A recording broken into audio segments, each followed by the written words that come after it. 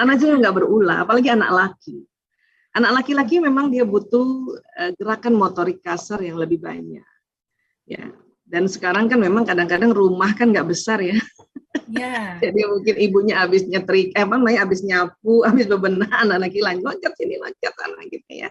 Iya. Saya bisa ngomong kayak gini karena saya mencoba mendalami bagaimana sih perilaku anak laki-laki, karena saya punya anak laki 4 loh. Lanang, Priok, Kakung, Jaler.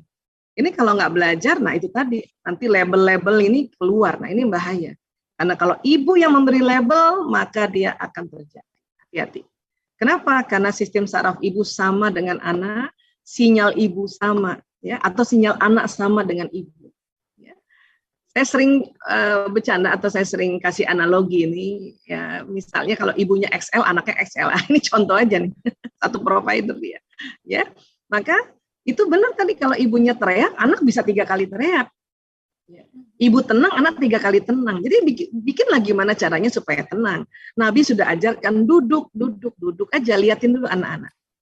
Ya, saya waktu anak-anak masih kecil itu saya mencoba rumah bikin agak lapang. Rumah saya kecil banget waktu itu ya, tipe 36 itu. Bayangkan anak laki-laki saya main sepeda di rumah, main skateboard, main bola, main basket, main Lego, main semua di rumah. Jadi kami nggak ada ruang tamu, kasih aja itu karpet, sudah. Nggak ada tuh namanya lampu kristal, nggak usah lah. Kristal kita lah ini, anak-anak ini. Jangan sampai kita gara-gara lampu kristal kita marah-marah. Nah, kristal asli kita pecah perasaannya, pikirannya, jiwanya. Ini yang bahaya. Nah, itu. Terus apa yang saya lakukan? Saya bilang sama anak-anak saya, nak, kalau ibu sudah sampai agak tinggi suara, itu ada 2 itu. Ya, apa? Nggak sopan sama bahaya. Itu aja, nak. Dan saya juga tidak serta-merta langsung teriak. Cek dulu. Dia lakukan masih punya aku. Masih oke lah ini dulu ya. Tapi maaf kalau dia sudah pakai nama-nama binatang dia sebut, sudah nggak sopan. Baru Kak, Adek, Lanang, Rio, Kakung, Jaler, sebut namanya semuanya. Ya. Jadi seorang ibu tuh waktu duduk tenang, kemudian istighfar, kemudian amati apa sih yang dia lakukan gitu. Ya, nah kalau sudah bahaya, nah jadi anak-anak saya sekarang sampai detik ini dia tahu persis ibu menegur hanya 2 hal, berbahaya atau tidak sopan. Supaya otaknya itu ngerti gitu.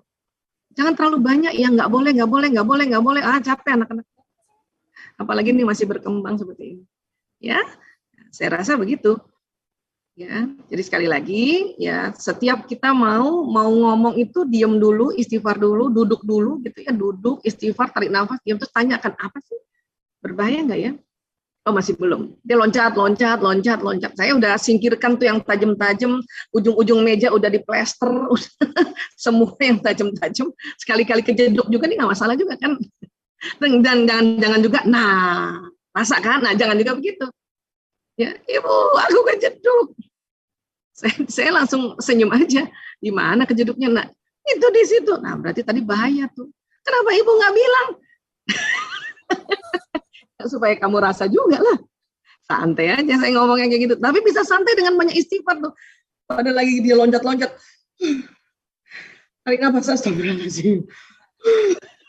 Gitu caranya ya. Iya. Sama setiap jantung ya Bu ya. Iya, sama itu tadi kalau lagi Idul Adha ya potong kambing untuk diri kita supaya kita sifat binatangnya berkurang.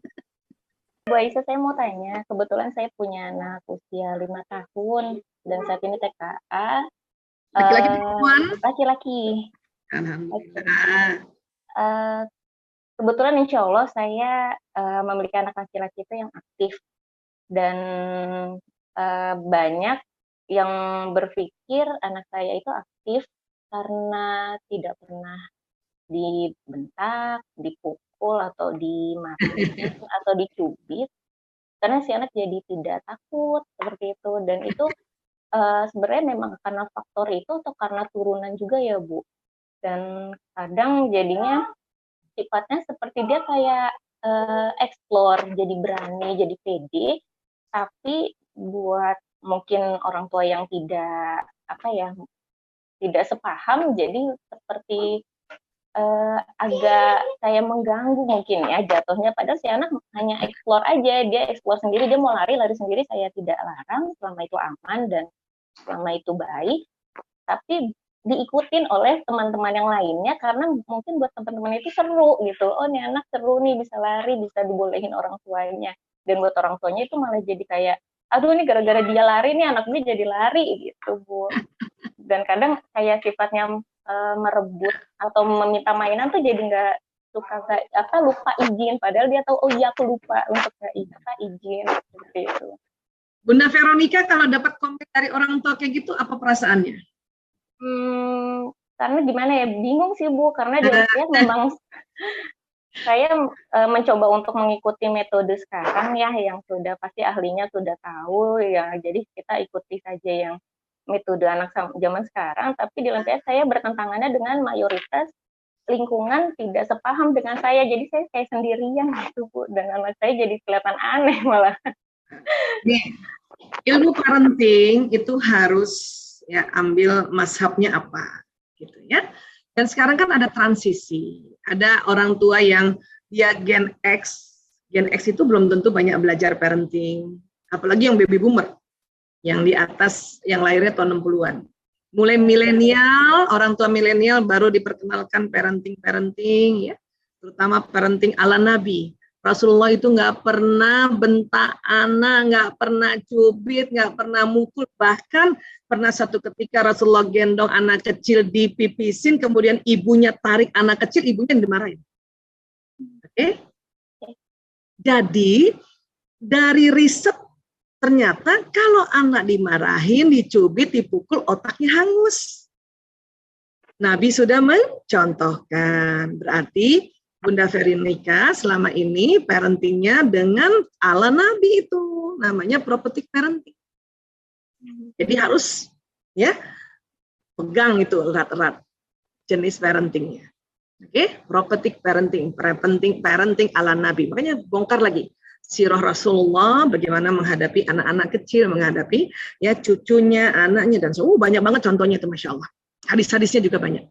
Ya, dan diteliti bahwa otak anak akan jadi baik. Kalau tadi anak laki-laki aktif, satu, memang anak laki-laki otak kanannya berkembang duluan, bukan? Tadi ya, nah itulah otak aktif, otak benda. Nah, kemudian Ananda kemungkinan besar dia yang watak ekstrovert. Watak ekstrovert itu watak yang senang sekali melakukan eksplorasi yang lebih spontan, senang berinteraksi dengan orang gitu.